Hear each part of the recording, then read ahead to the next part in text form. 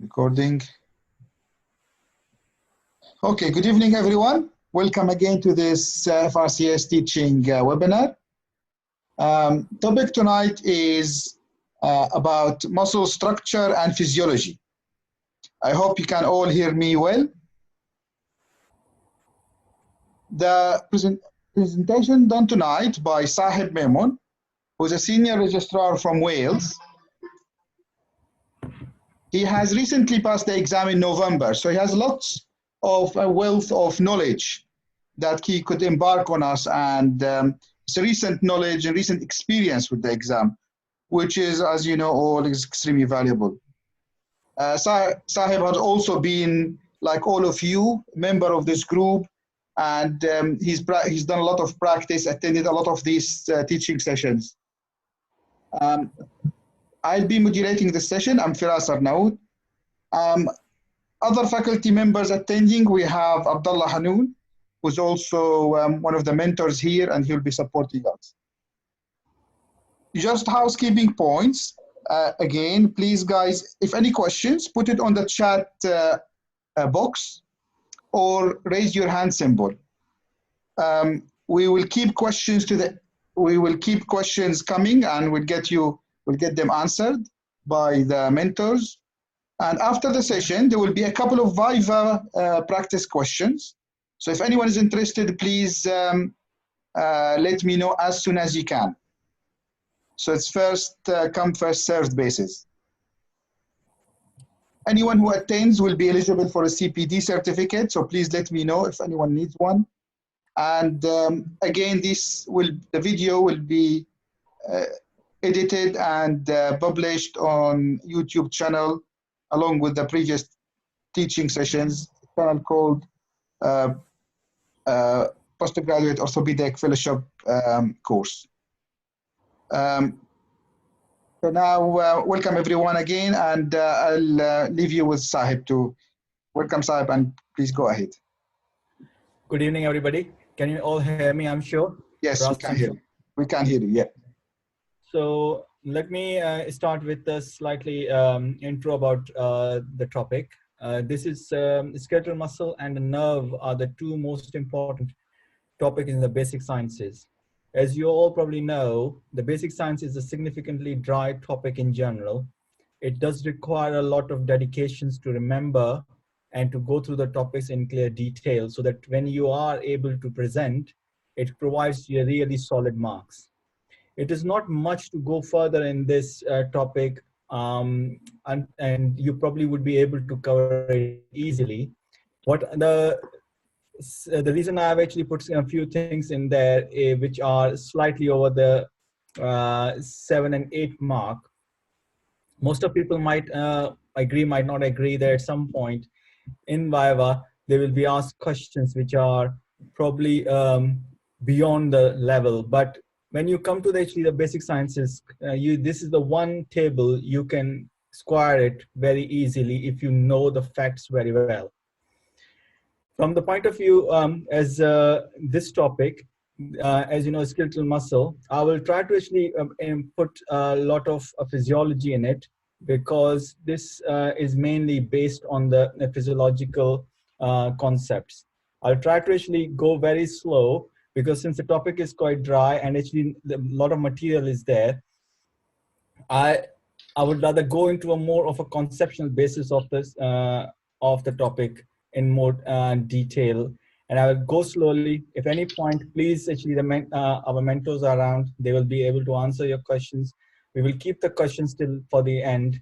And first of all, what exactly the skeletal muscle is, what is actually its structure, what is its basic unit, which is called sarcomere, what are the filaments involved in this, how does the synapse actually works, what is actually the action potential, a brief description of that, which is a very important concept to conquer,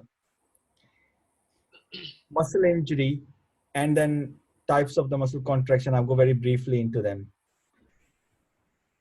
So this is actually what we are covering today. I will slow nice and easy. At any given point, actually you feel that I'm going too fast, just let the invigilator know, and then we take it from there. So skeletal muscle is a specialized connective tissue. It provides contractile elements to support and facilitate human locomotion. It provides homeostatic storage for the electrolyte, glucose, amino acids, and fatty acid. Hence, is an instant source of energy when the body requires it to do any activity. It protects the internal organ, obviously, we know that. Types of the fibers are usually, there is a classification very fondly asked by the examiners, is type 1 and type 2, which is red and white fibers. The red fibers are called slow oxidative fibers, or red ox they are called, because they're red and have got oxidative component to it. And the type 2 fibers are the fast fibers, which are actually the white fibers, which has got less of a oxidative stuff, i.e. mitochondrial, because the mitochondria is our powerhouse of the cell. It has got a higher, a very low quantity of that, because the instant energy source of energy is the available glycogen or glucose at the time when they utilize it. The main filaments involved are actin and myosin, as you would know, and these are actually the smallest component of that. These filaments make the basic working unit of the skeletal muscle, which is called sarcomere. This is a detailed diagram of the actually actin and myosin. On your left is actin, which has got the chains which are intermingled or in the helix space, and there are main three components of the actin is F-actin, tropomyosin, and troponin complex. However, the myosin filament is a heavy chain composed of the two heavy chains and the two light chains. You can see this structure, and this slide presentation will be available for you on our YouTube channel. You can see that these two heavy chains is making a helix, which is actually going up to the end, and they are connecting with the light chain, which will be involved in the contractile activity, which I will be showing it next. So this is a sarcomere. This is electron micrographic picture of the muscle. You can see these are the bends on the on this level. At the level of electron microscopy, you can see there are two types of, one are dark bend, one are light bends, and in which there are actually the lines which we will be describing it further in details. The A bends or anisotropic bend means it is a darker bend, is the component which actually is sitting down as a black bend. The I bend is a lighted bend or isotropic bend. The H bend is a heavy chain bend, which is sitting in the center. And the Z line is usuric line, which is actually holding the actin filaments, which goes toward the I bend. The M line is a myosin line, which is a main central component of the myosin band. Thank you, Sahib. Can I just say, this is very, very interesting, actually. I don't know if we want to repeat it for people to take a note of, because if you know what all the M and A and M and A and H bands, what they mean, it's a lot easier to remember, isn't it? Yeah. So rather than just remembering random letters, you're putting meaning to those letters, which I think not many people will know. Yeah. So the darker band is an isotropic band. So it is actually taking the light which cannot pass through it completely.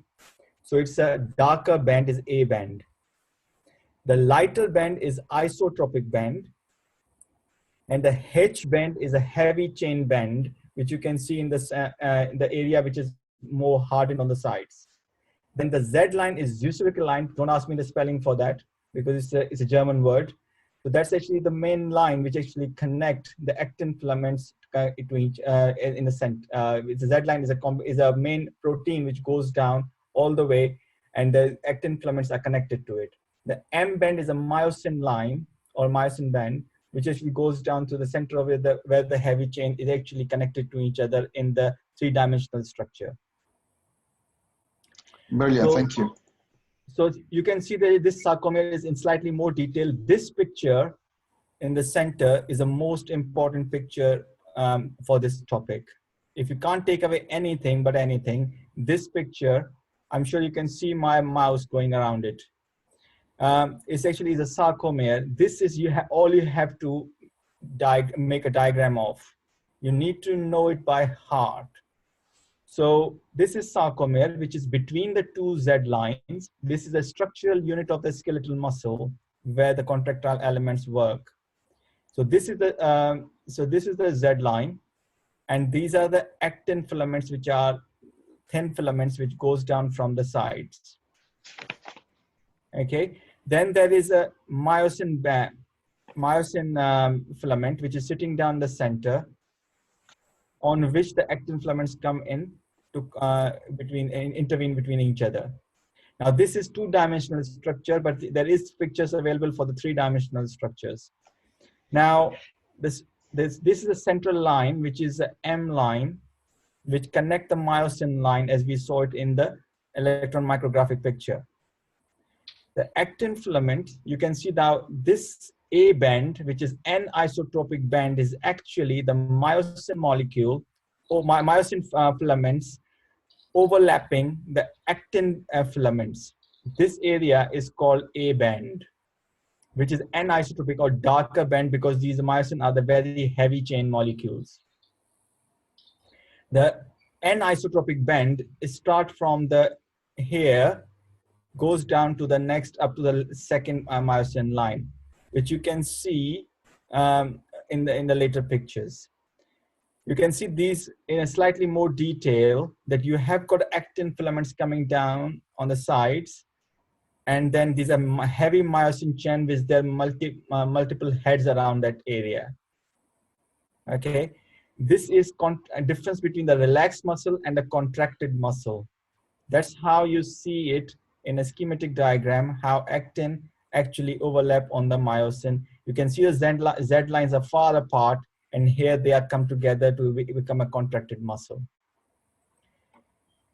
The most important thing which we think actually is myosin band, but actually actin is much more important component of this.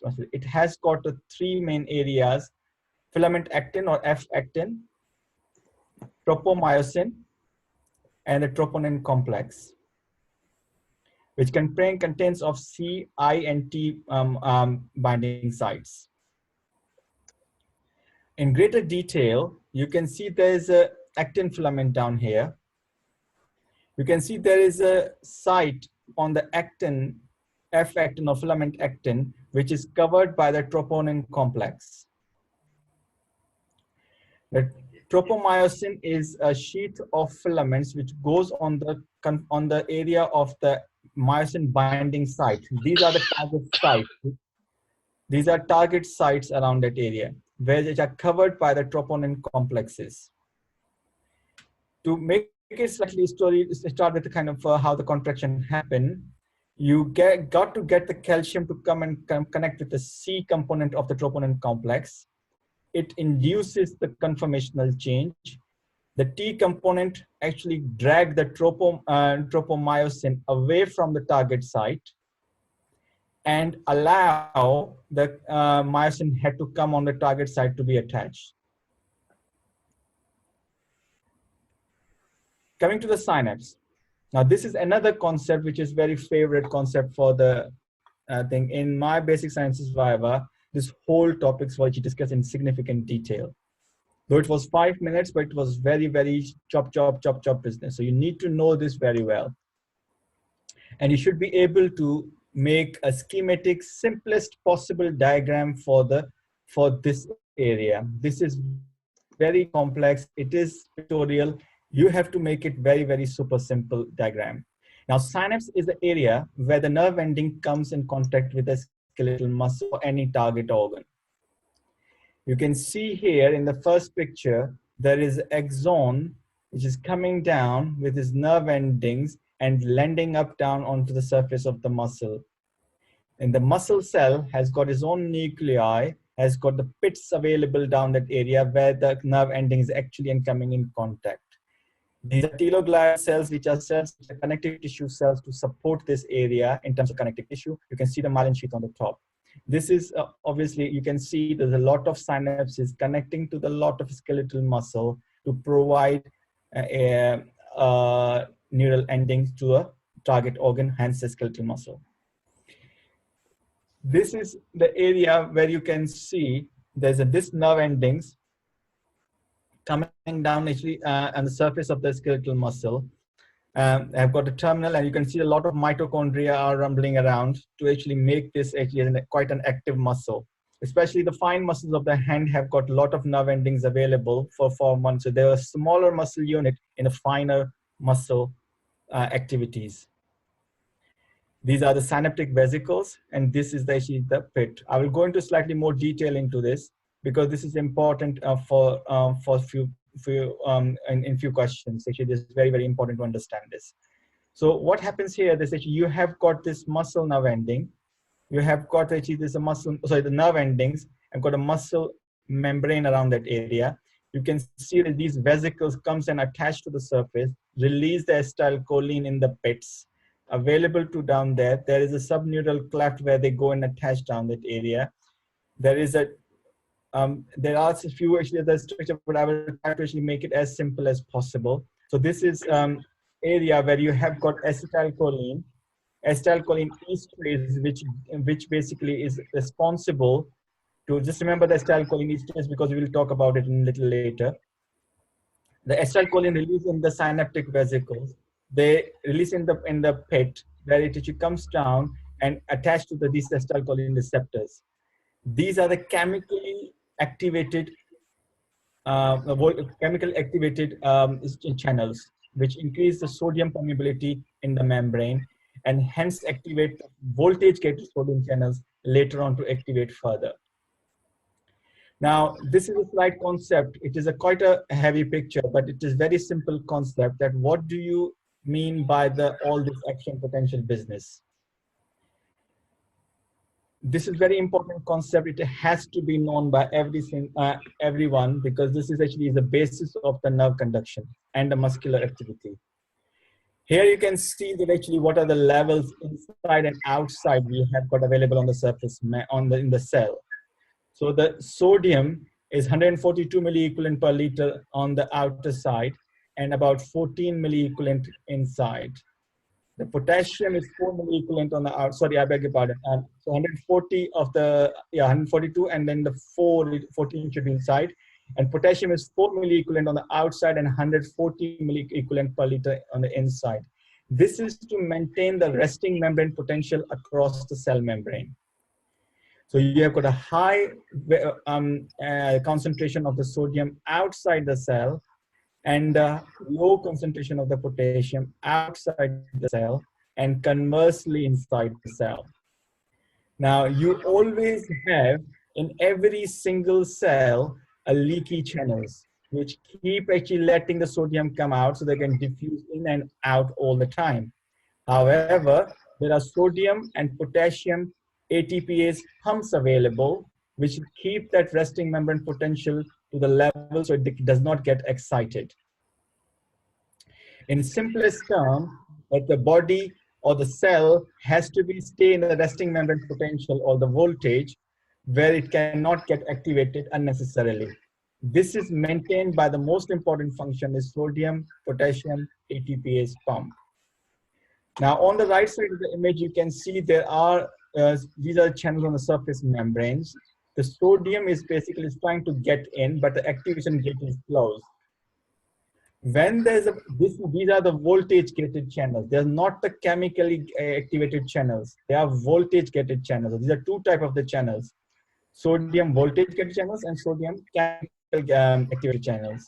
And here, once there is the sodium permeability due to the leaky channels arrived at level which cannot be maintained, or the voltage across the membrane can change.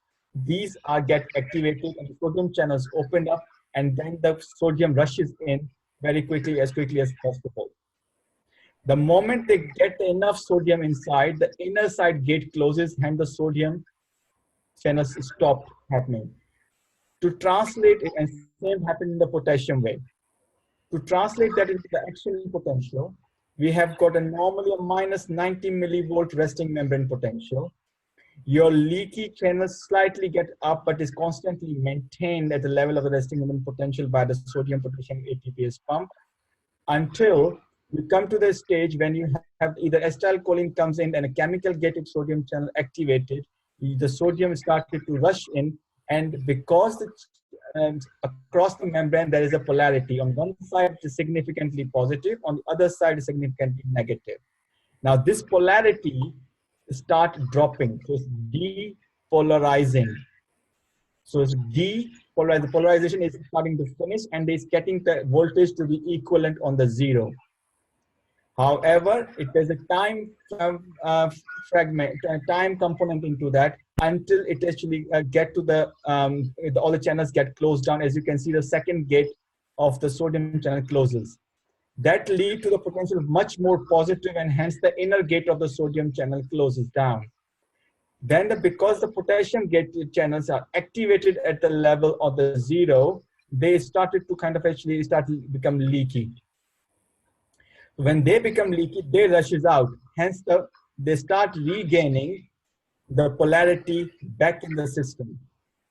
And they bring it down right to the level of the near the resting on potential.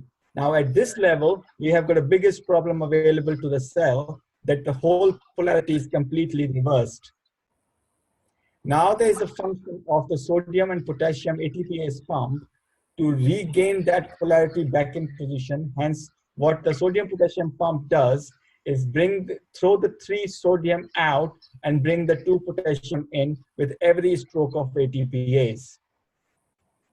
I repeat, it bring the 3 sodium, it throw the 3 sodium out and bring the 2 potassium in, not only restoring the chemical gradient, but also getting the polarity back onto the track.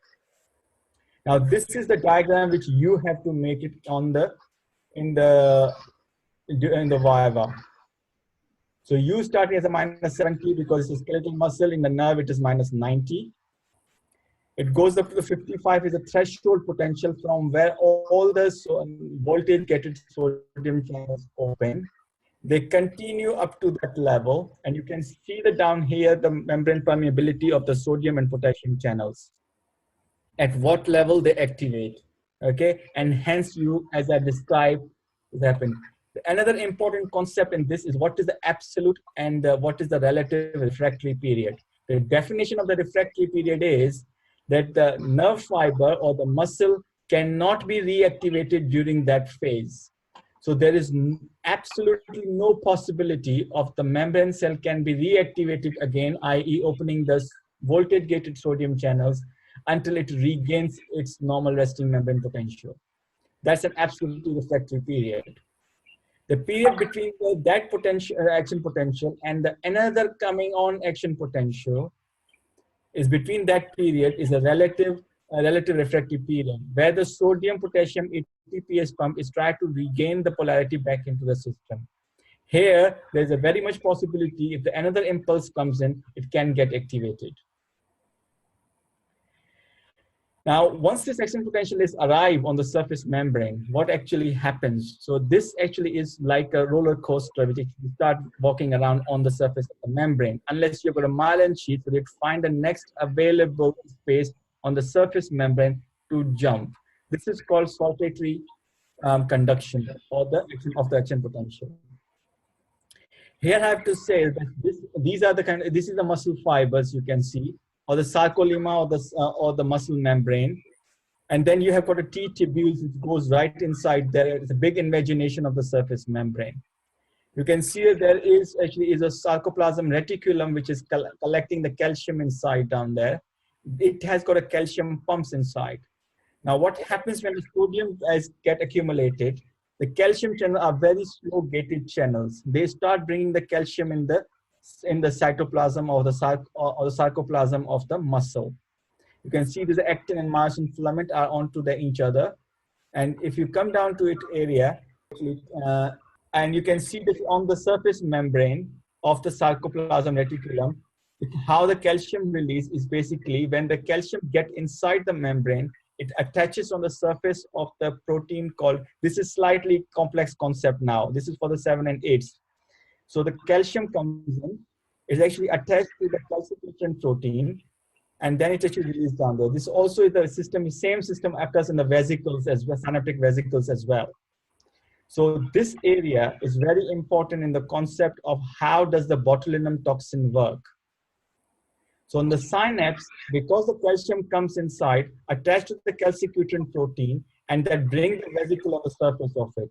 If you provide a botulinum toxin around that area, it deactivates with the system called synaptobrevein protein complex, which stops the vesicle to allow it to attach to the surface of that, or allow it to release the vesicle into the system, into the synaptic cleft.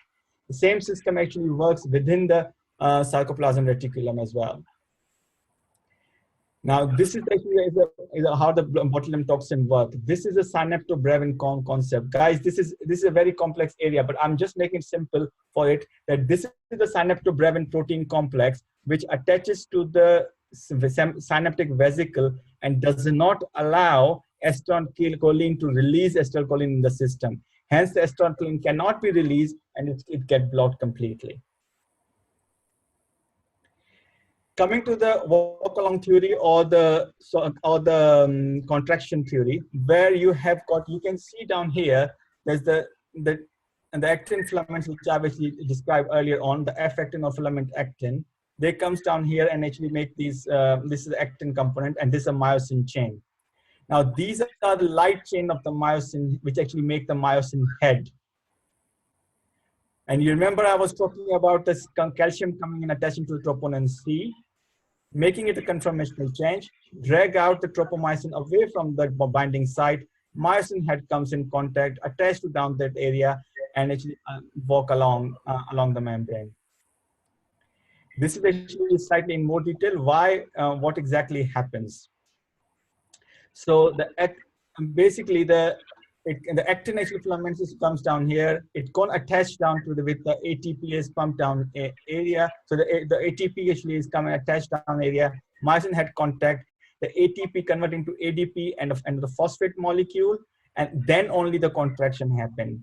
The most important concept here is that until the ATP is not available, this myosin head will not come off. So if you have the ATP blockade anywhere, this will not detach from the myosin binding site. Hence, you maintain the tone without using any energy at all. So this is the best conservation of energy mechanism in a God has provided us. So if our muscles are contracted, we maintain our tone of our muscle by making the myosin head attached to it. Unless the ATP is not available and it is ready to be decomposed or dehydrolyzed into ATP and pi bond, it will not let the myosin to go away to the next site. So that's how you maintain your tone.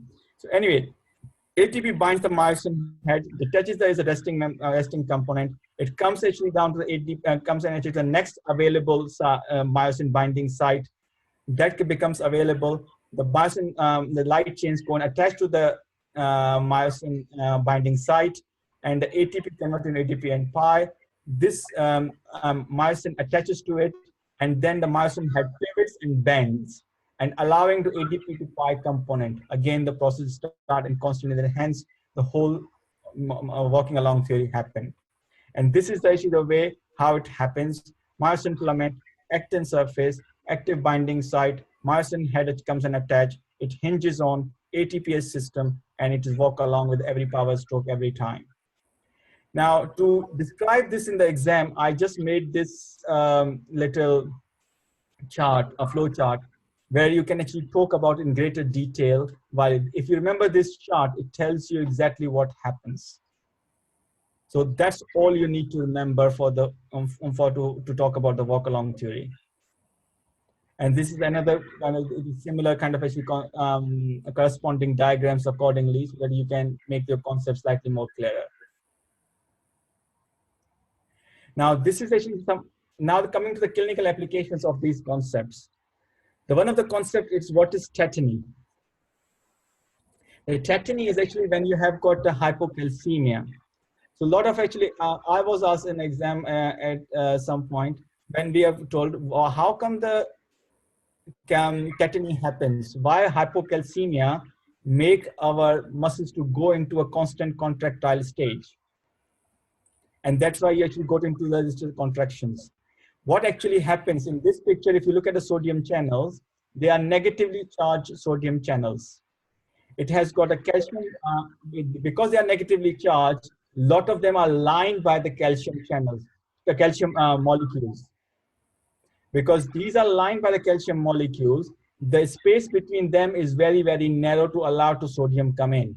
That's a normal state of the calcium. When the calcium goes down, this calcium is get mobilized out of these channel linings, making the hole much more leakier than normal, leading to the constant contractile stage constantly happening because calcium molecule is not making the channels narrow enough to close completely. So they constantly, the voltage gated sodium channels become a leaky channels and allow the contractile stage to constantly happen.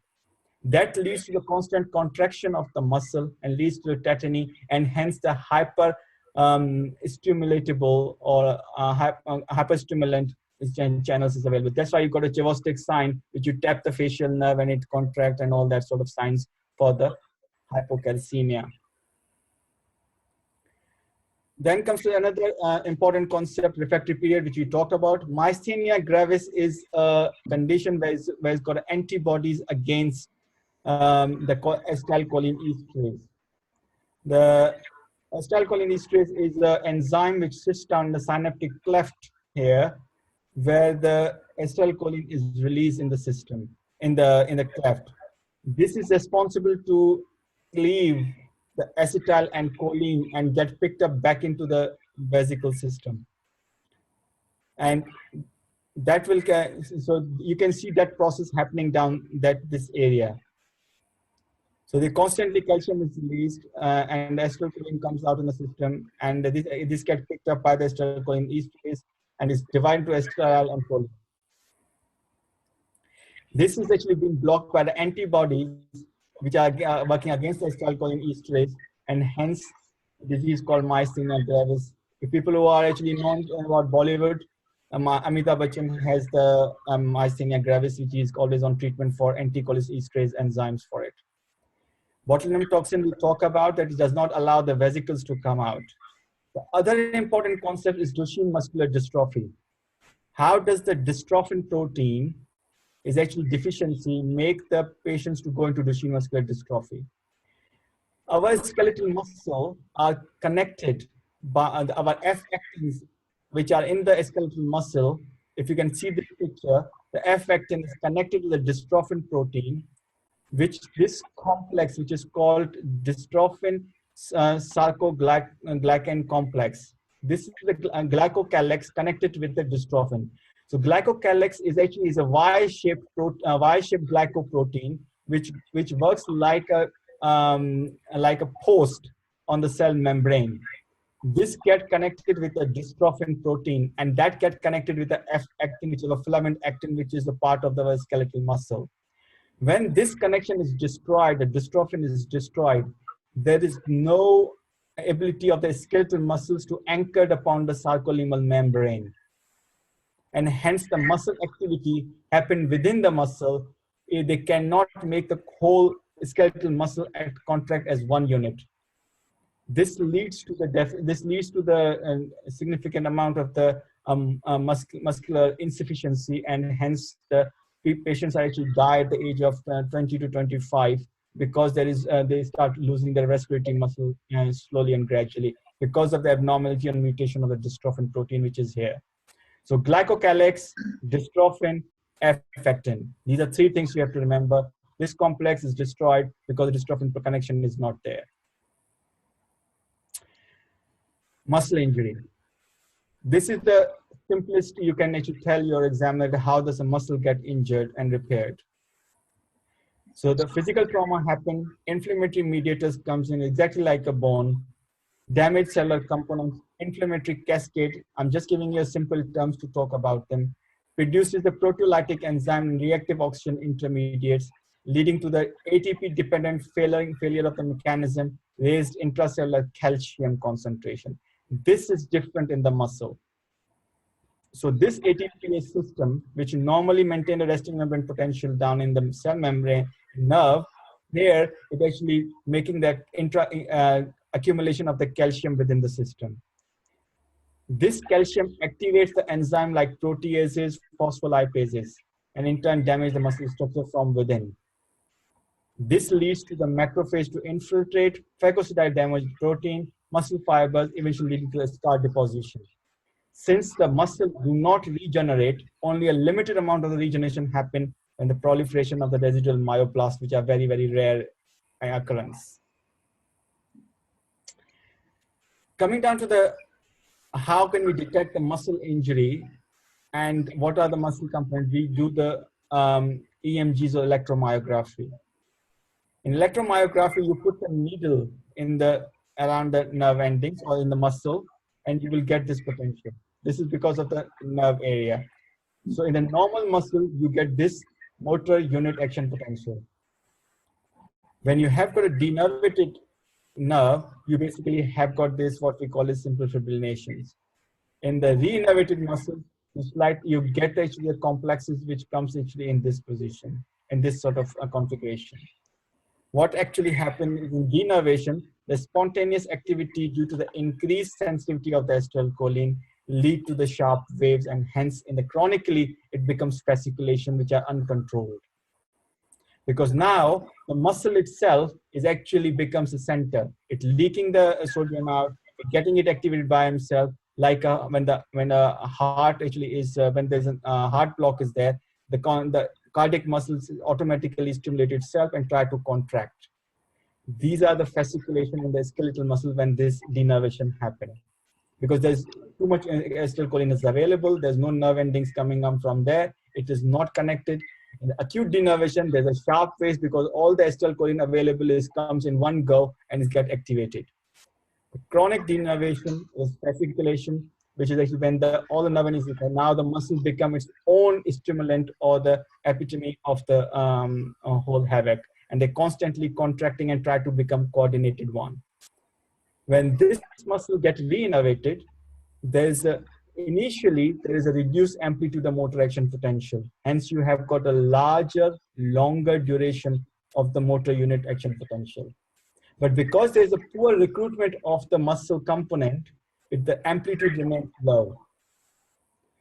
But in the later component, the larger amplitude comes in because now it is more stable, consistent firing of the action potential, and hence you get the good recruitment of the unit, which gives the polyphasic signals. In the early reinnervation is the monophasic signals. In the late, more stable amplitude motor action unit action potential, you have got a polyphasic signals, which tells you where the nerve is injured.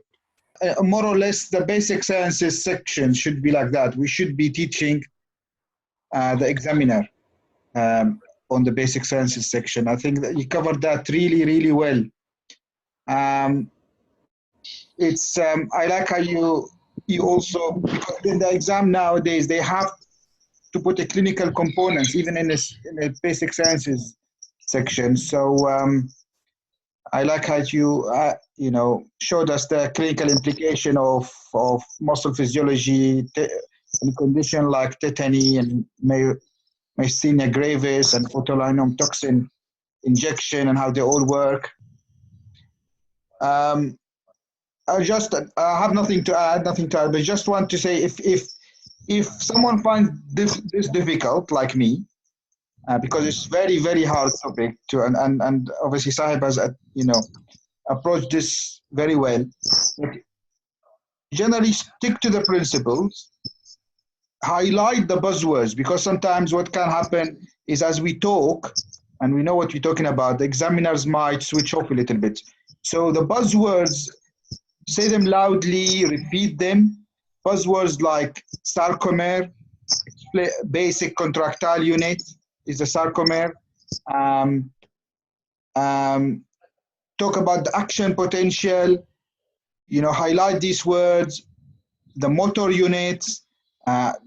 Make sure that you let the examiner know about the resting potential, that there is resting potential and that there is a threshold and there is a gated channel, and the gated channel opened by acetylcholine.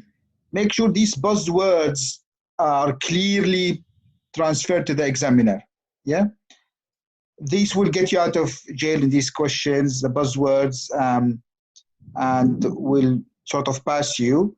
And then you can also use all this rest of this information to get higher marks. Will pay off. So thank you very much, Sahib. This is a very difficult topic you discussed, and you explained it very nicely to us. And we haven't covered in any previous teaching. A lot of us might find it difficult because we don't discuss this very much in meetings or in coffee rooms or trauma meetings. So it is a dry topic, but you managed to make it very interesting. So thank you very much, Sahib, for potential, the sarcomere. And I just wanted to just remember another thing is unfortunately this doesn't cover everything about the muscles. We still have the tendons, obviously, the type insertions of tendons. We have the topics of muscle contraction and things. So it's possibly another hour to cover the whole. They ask physiology about it, the different types of muscle contracture, eccentric, eccentric, and then the open chain, closed chain, and all of that. So they can start from talking about basic science, and then they move to physiology, and then they move to physiotherapy, and then they can do that. And they do that. And they do that. I mean, my question was about different exercises and types of exercises and open chain, closed chain, and all of that. So they can start from one end and move to the other. And also, the muscle metabolic systems and things like this, which Saib has touched on also. But thank you, Saib. So thank you, everyone, again for attending. This will be the end of the presentation. Next is the Viva session. So we had the pleasure of having 59 of you registered today for the teaching. So thank you, everyone. Please get in touch with me if anyone's certificate. So we'll end the teaching now, and the next will be